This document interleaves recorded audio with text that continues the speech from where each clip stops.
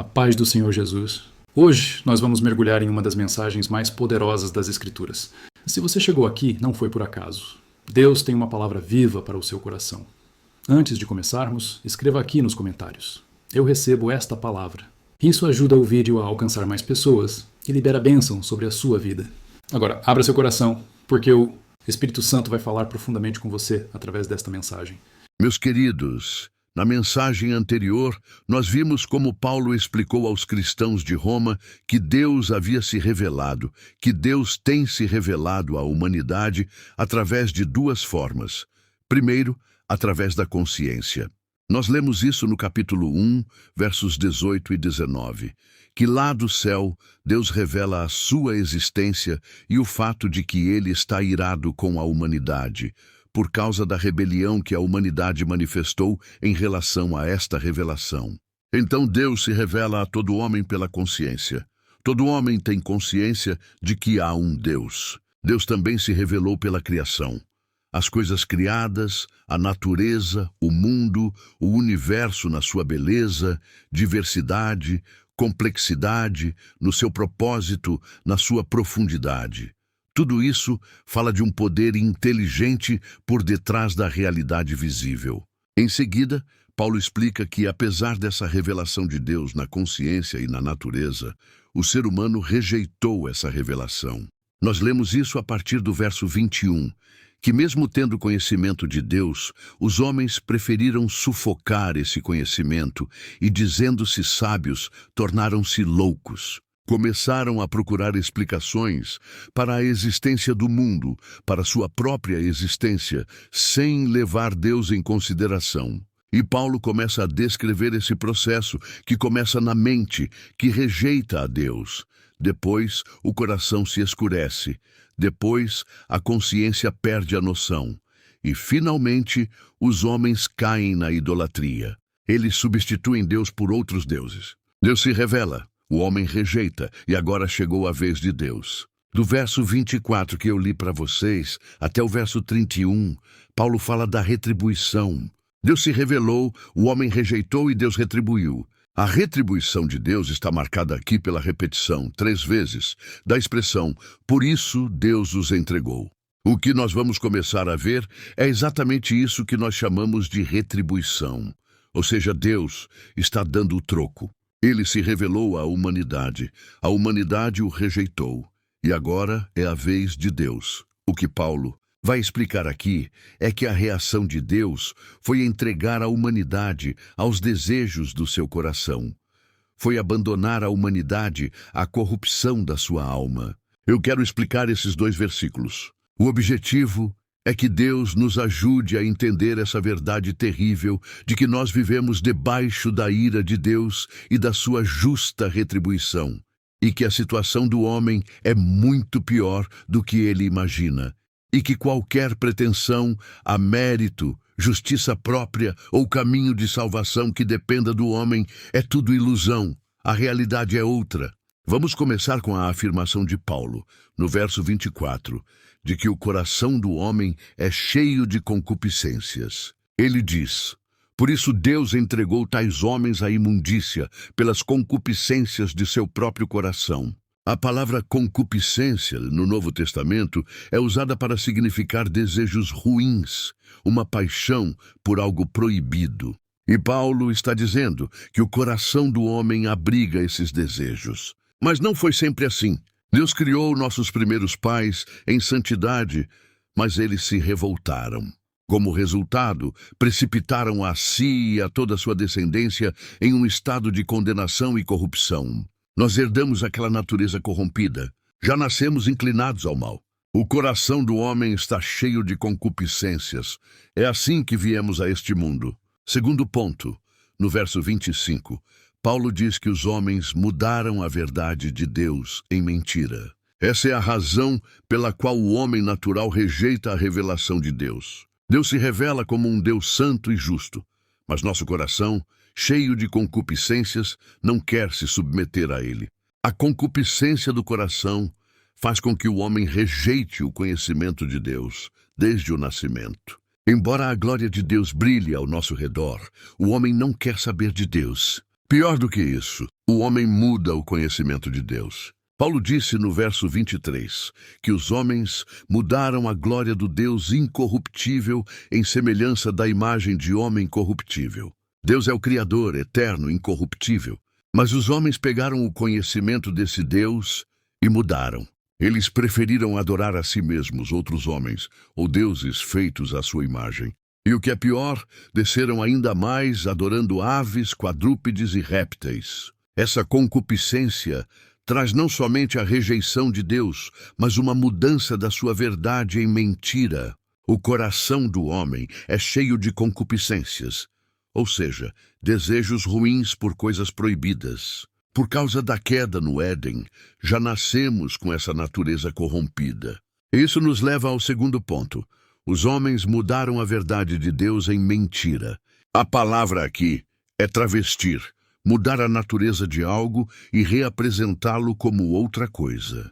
Os homens travestiram a verdade de Deus na mentira, que é a idolatria. Eles não queriam o Deus verdadeiro, santo e justo. Então, fabricaram deuses de acordo com a concupiscência de seus corações. Deuses vingativos, cruéis, imorais, com paixões humanas. Ou você se submete ao Deus verdadeiro, ou se ajoelha diante de um travesti de Deus que você mesmo inventou. Então, o que Deus fez? Terceiro ponto, Deus entrega o homem ao seu próprio coração. Por isso, Deus entregou tais homens à imundícia. Entregar aqui significa abandonar o pecador ao poder do seu próprio pecado.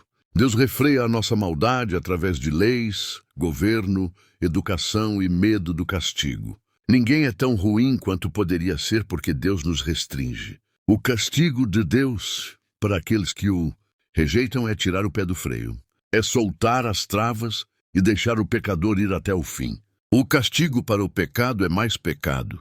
É como uma conta bancária. A dívida aumenta com juros até o dia do juízo. Deus diz, é isso que você quer? Então vá em frente.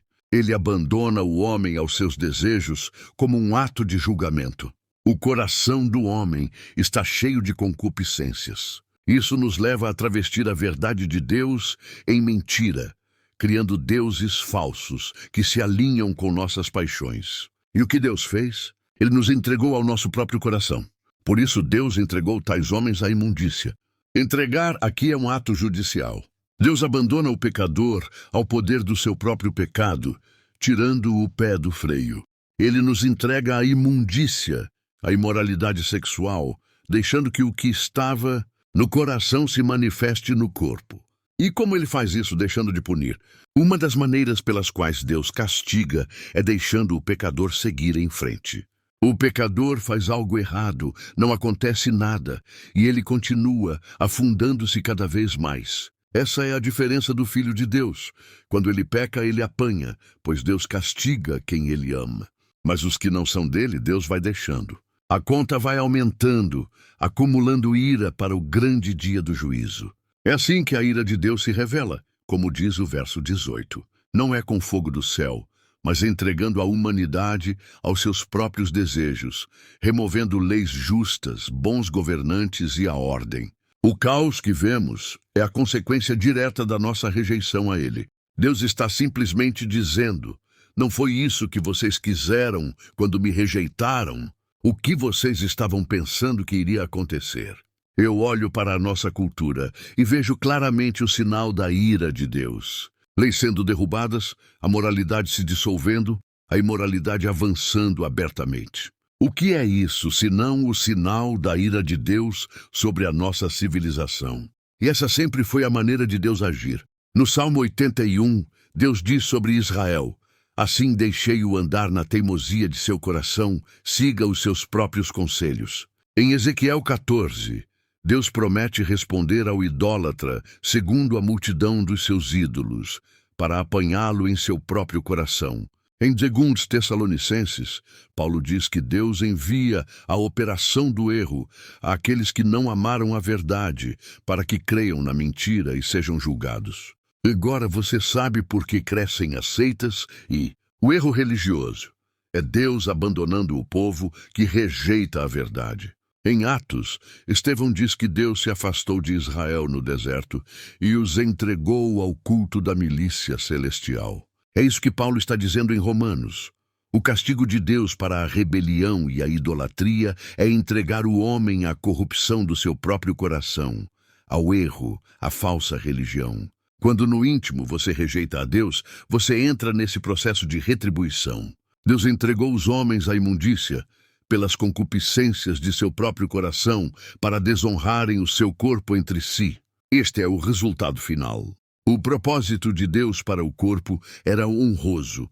Relações heterossexuais, monogâmicas no casamento. Desonrar o corpo é qualquer coisa fora disso. Fornicação, adultério, prostituição, homossexualidade. Na época de Paulo, em Roma e na Grécia, a imoralidade era a norma.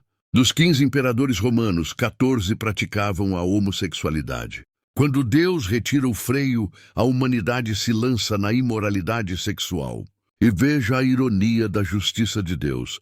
Vocês me desonraram, então eu vou entregar vocês a vocês mesmos, para que vocês se desonrem. O que esse texto nos diz hoje?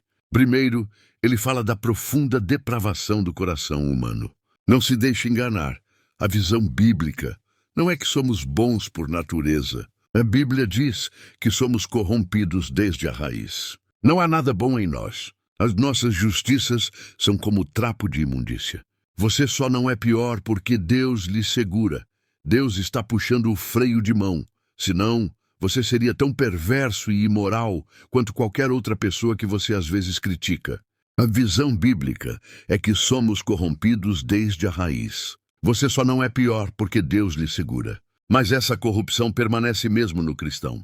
Se você luta contra seu coração, se lamenta e chora quando erra, essa é a maior prova de que você é um crente verdadeiro. Um pecador entregue a si mesmo não está nem aí. Ele se justifica. O verdadeiro crente não suporta a sua própria corrupção. Mas a nossa cultura está debaixo da ira de Deus. Os freios estão sendo tirados. Vemos isso até entre os evangélicos, a sensualidade nas roupas, o pudor indo embora. O namoro onde ir para a cama parece normal. Isso é desonrar os corpos. Quando a igreja se cala sobre isso, quando pastores têm medo de denunciar o pecado, é sinal de que Deus está tirando os profetas e entregando a geração aos seus desejos. Porque ainda se controla o mal quando Deus levanta o profeta que mete o dedo e diz: está errado. É pecado, mas o flerte e a pornografia correm soltos e poucos levantam a voz. Eu vejo esses sinais da ira de Deus ao nosso redor. E peço que Deus tenha misericórdia, primeiro da minha própria vida, porque sou um pecador, e através de mim e de outros tenha misericórdia da igreja. A visão bíblica é que somos corrompidos desde a raiz. Por isso, a humanidade travestiu a verdade de Deus em mentira. Como julgamento, Deus entrega à sociedade a imundícia do seu próprio coração para desonrarem seus corpos. Os sinais da ira de Deus estão ao nosso redor. A impunidade, a perda do pudor, até mesmo na igreja. Se você luta contra seu coração, isso é a maior prova de que você é crente. O perdido não se importa, ele se justifica. Mas o que pode nos salvar dessa situação? Somente o próprio Deus. Nós não precisamos de remendo, precisamos de ressurreição. E esse poder é o Evangelho de Cristo, o poder de Deus para a salvação. Por isso, você que foi alcançado, veja as pessoas ao seu redor como elas estão, debaixo da ira de Deus, e compartilhe o Evangelho. E medite no seu próprio estado. Ajoelhe-se todo dia e ore como Jesus nos ensinou. Não nos deixes cair em tentação, mas livra-nos do mal. E talvez você aqui ainda não conheça esse poder. Creia em Jesus nesta noite. Em Cristo você encontrará perdão e uma nova vida. Senhor, nós nos curvamos diante de Ti, confessando que somos parte de uma geração culpada. Pedimos, Pai, misericórdia, não nos castigues com esta geração, mas trata-nos segundo o amor de Jesus Cristo. Livra nossos filhos, nossos jovens, do engano do pecado. É o que te pedimos por amor de Jesus. Amém.